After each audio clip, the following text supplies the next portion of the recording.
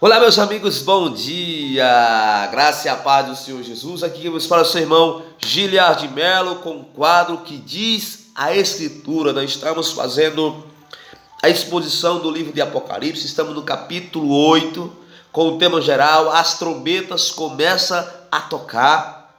Eu queria ler com você nessa manhã Apocalipse capítulo 8, versículo do 1 ao 5, que diz assim: quando o Cordeiro abriu o sétimo selo, houve silêncio no céu cerca de meia hora. Então vi os 7 anjos que se acham em pé diante de Deus, e lhes foram dadas 7 trombetas. Veio outro anjo e ficou de pé junto ao altar, com incensário de ouro, e foi-lhes dado muito incenso para oferecer com as orações de todos os santos sobre o altar de ouro que se acha diante do trono. E da mão do anjo subia à presença de Deus a fumaça do incenso com as orações dos santos. E o anjo tomou o incensário e encheu-o de fogo do altar, e atirou à terra. E houve trovões, vozes, relâmpagos e terremotos. O tema que nós estamos falando é: as trombetas começam a tocar. Eu quero falar o seguinte: antes das trombetas tocarem, houve silêncio e súplica no céu. O silêncio no céu pode representar duas verdades. Essa é a primeira lição. O silêncio do céu pode representar duas verdades. Vamos lá. O céu fica em silêncio para ouvir as orações dos santos. As orações dos santos, elas estão a ponto de serem elevadas para Deus. Quando os santos, eles oram, todo o céu faz silêncio para que se possa escutar, para que se possa ouvir. Isso quer dizer que as necessidades dos santos significa muito mais para Deus do que todas as músicas do céu. A música celestial silencia para que o clamor dos santos, a palavra é santos, chegue ao trono de Deus. O céu fica em silêncio como atitude de suspense e tremor diante do julgamento de Deus ao mundo. Eu vou repetir: o céu fica em silêncio como atitude de suspense e tremor diante do julgamento de Deus ao mundo. Antes desse tempo havia apenas regozijo e música no céu. Houve a celebração da igreja, dos querubins, dos anjos, de todo o universo. Agora, toda música cessa. Os exércitos celestiais, vendo os julgamentos de Deus que desabarão sobre o mundo, fica em silêncio.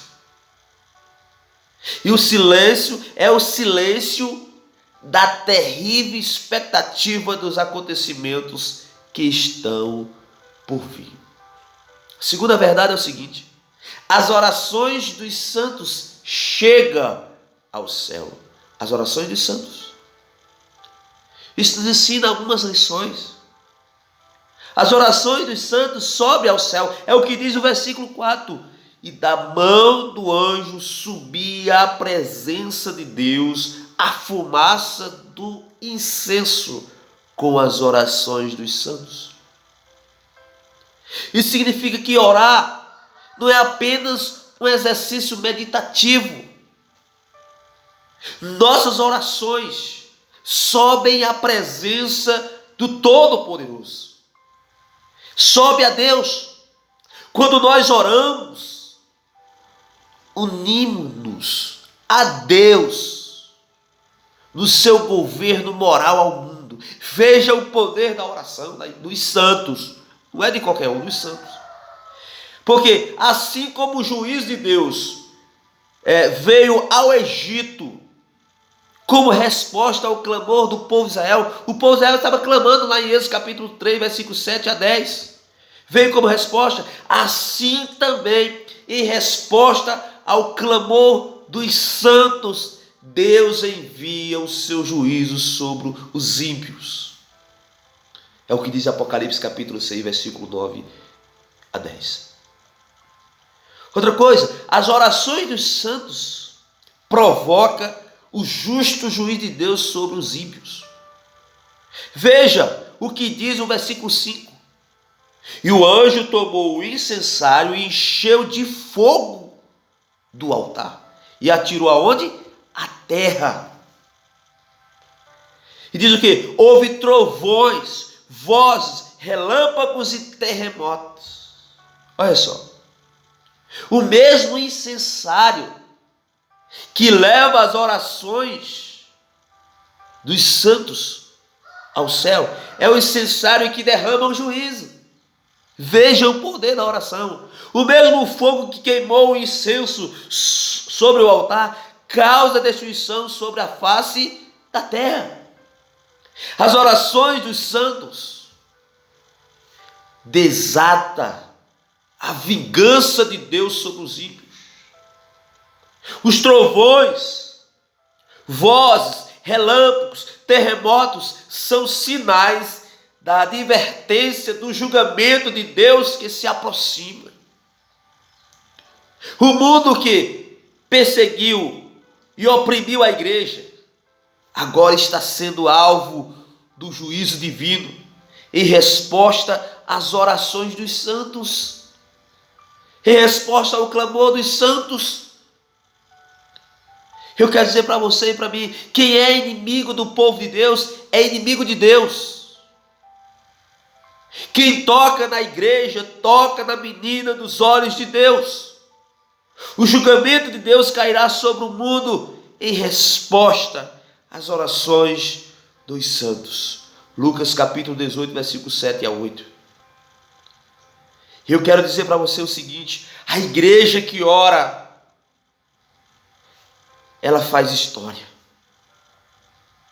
O crente que ora, ele faz história. O santo.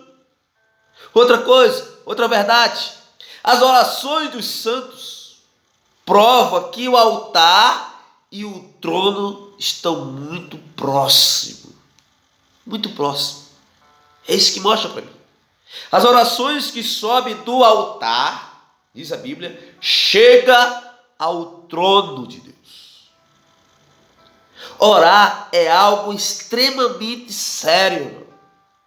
Quando nós oramos, estamos nos unindo, preste atenção, ao que está sentado no trono. Quando a gente está orando, quando a gente de fato é santo, quando a gente se arrepende do nosso pecado e nós começamos a orar, de fato somos santos, separados, a nossa oração chega àquele que está sentado no trono. O altar e o trono trabalham juntos. Nós somos cooperadores de Deus na medida que oramos. E deixa eu dizer algo para você e para mim. Não podemos afastar o altar do trono. Não podemos afastar o altar do trono. Não podemos nos afastar do trono.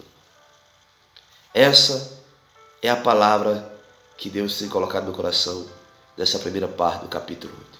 Que Deus abençoe a sua vida. Que Deus abençoe as nossas vidas. Que nós possamos estar em oração, intercessão. Sejamos santos, em nome de Jesus. Que Deus abençoe.